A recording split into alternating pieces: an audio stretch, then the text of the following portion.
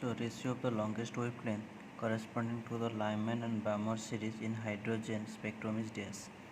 So ratio of longest wavelength corresponding to the Lyman and balmer series in hydrogen spectrum is dash. This question is NEET and AIPMT question. Okay, 5 by 27, 3 by 23, 7 by 29, 9 by 31.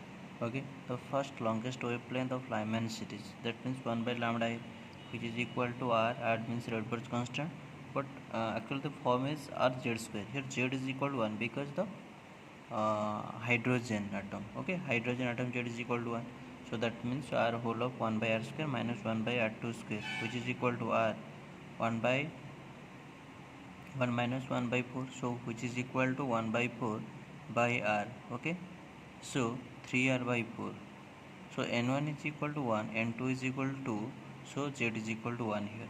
For the second wavelength, longest wavelength, okay, balmer series. So balmer series longest wavelength means, so 2 and 3, so balmer in first one is 2 and